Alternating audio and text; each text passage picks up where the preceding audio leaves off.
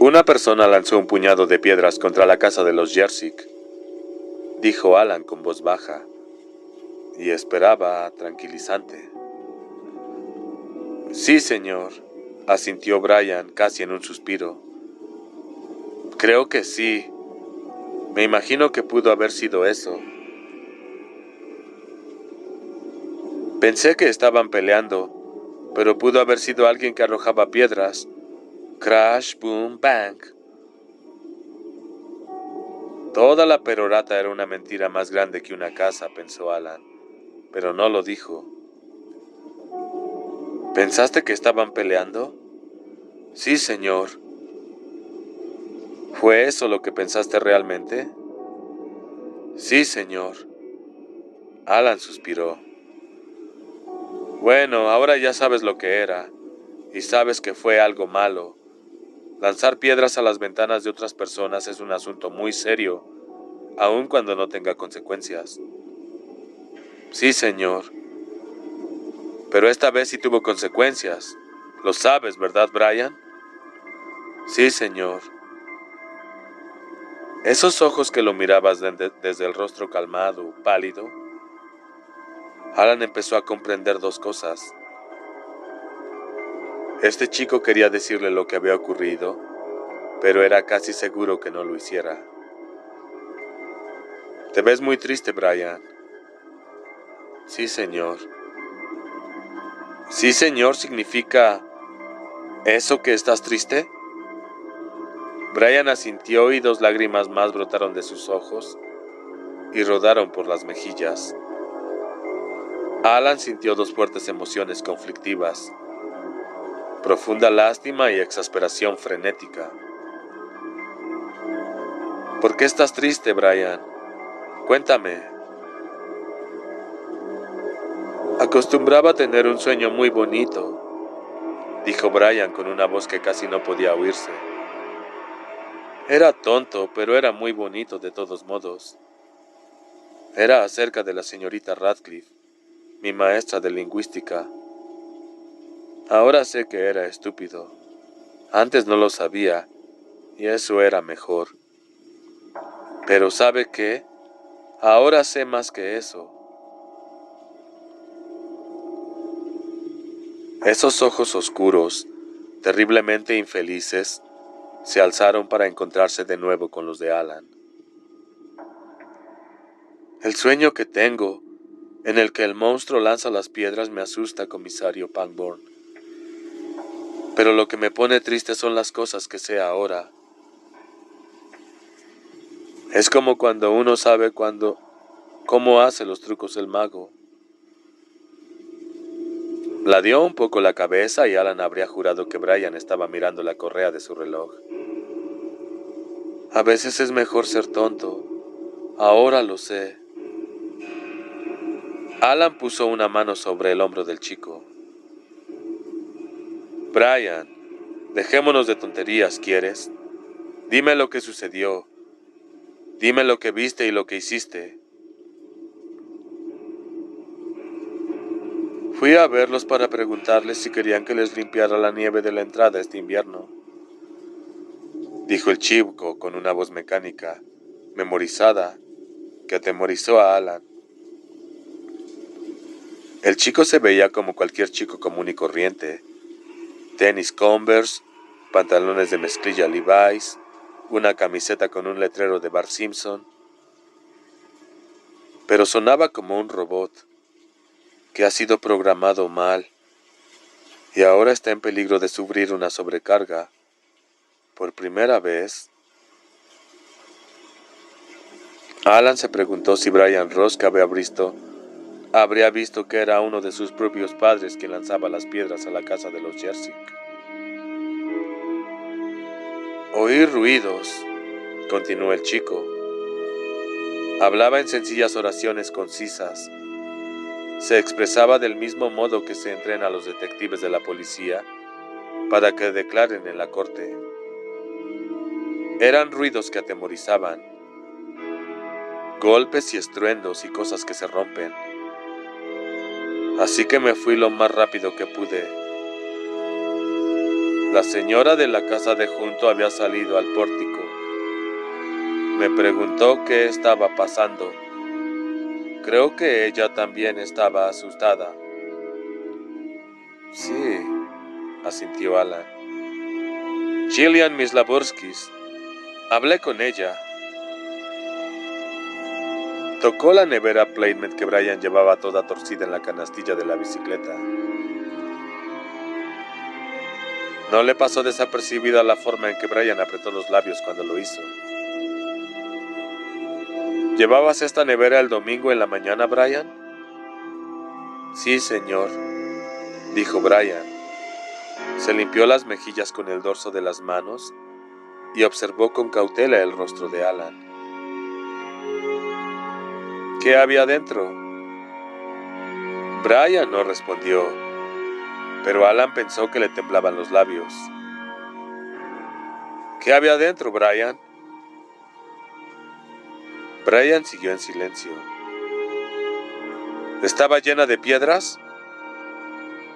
Brian negó con la cabeza lenta y deliberadamente.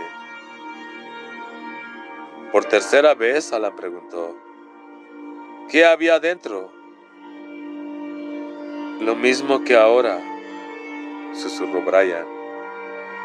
¿Puedo abrirla para ver?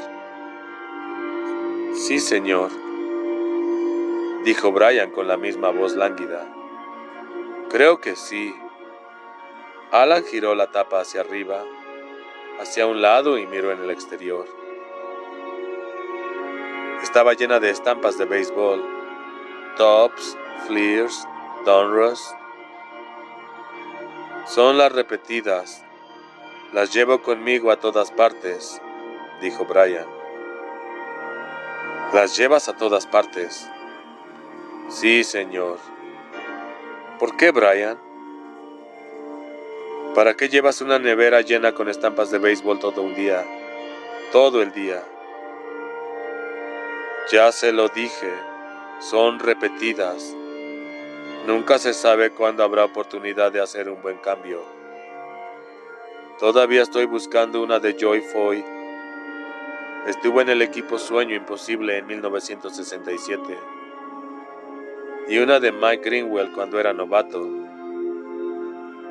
Gator es mi jugador favorito.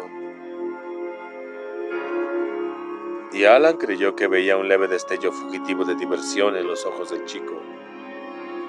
Casi podía oír una voz telepática que canturreaba. Te engañé, te engañé. Pero seguramente era su imaginación, su propia frustración que imitaba la voz del chico,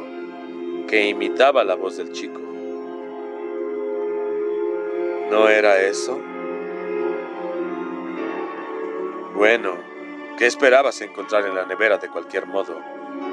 ¿Una pila de piedras con notas sujetas a ella? ¿Creías realmente que se proponía hacer lo mismo en casa de otra persona? Sí, admitió. Parte de él había pensado exactamente eso. Brian Rusk, el terror diminuto de Castle Rock, el lanzador de piedras de mente. Y lo peor de todo era esto. Estaba convencido de que Brian Rusk sabía lo que pensaba. Te engañé, comisario. Brian, dime por favor qué es lo que está pasando, si lo sabes. Dímelo por favor.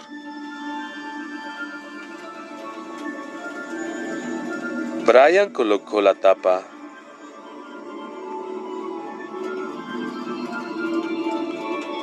en la nevera Playmate y no dijo nada.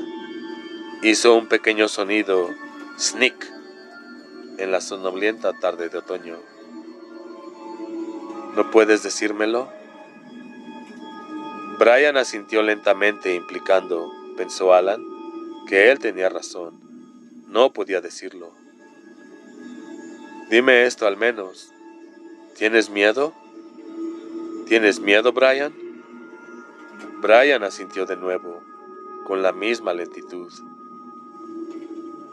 Dime de qué tienes miedo, hijo. Tal vez yo pueda hacer que desaparezca lo que te atemoriza. Le dio un ligero golpecito con el dedo a la placa que llevaba en el lado izquierdo de la camisa del uniforme. Creo que me pagan para que cargue esta estrella y haga que desaparezca todo lo que pueda causar temor. Empezó Brian, y en eso, la radio de la policía que Alan había instalado hacía 3 o 4 años bajo el tablero de la camioneta Town and Country, emitió un chillido. Unidad 1, aquí la base. ¿Me escucha? ¡Fuera! Los ojos de Brian se apartaron de los de Alan. Se volvieron hacia la camioneta y el sonido de la voz de Sheila Brigham, la voz de la autoridad, la voz de la policía. Alan vio que si el chico había estado a punto de decirle algo, y podría ser únicamente ilusión suya, el creer que había estado, ya no era el caso. Su rostro se había cerrado como una almeja. Vete a casa, Brian. En otra oportunidad hablaremos de ese sueño que tienes, ¿de acuerdo? Sí, señor, dijo Brian. Creo que sí. Mientras tanto, piensa en lo que te dije. Gran parte de la labor del comisario consiste en hacer que desaparezca lo que temoriza a los demás. Tengo que irme a casa, comisario. Si no llego pronto, mi mamá se va a enojar conmigo. Alan asintió. Bien, no queremos que eso suceda. Adelante, Brian. Alan observó al chico mientras se alejaba. Brian le llevaba la cabeza baja y de nuevo, en vez de pedalear, parecía que arrastraba la bicicleta entre las piernas. Algo estaba mal aquí, tan mal que el interés de Alan por descubrir lo que había ocurrido con Wilma y Neri parecía secundario, ante la necesidad de averiguar qué era lo que había impuesto esa expresión cansada, atormentada, en el rostro de ese chico. Después de todo, las mujeres estaban muertas y enterradas. Brian Ross todavía estaba vivo. Se acercó a la cansada y vieja camioneta que debía haber cambiado un año antes. Se inclinó, tomó el micrófono del Radio Shack y oprimió el botón de transmisión. Sí, Sheila, aquí Unidad 1. Escucho. Adelante.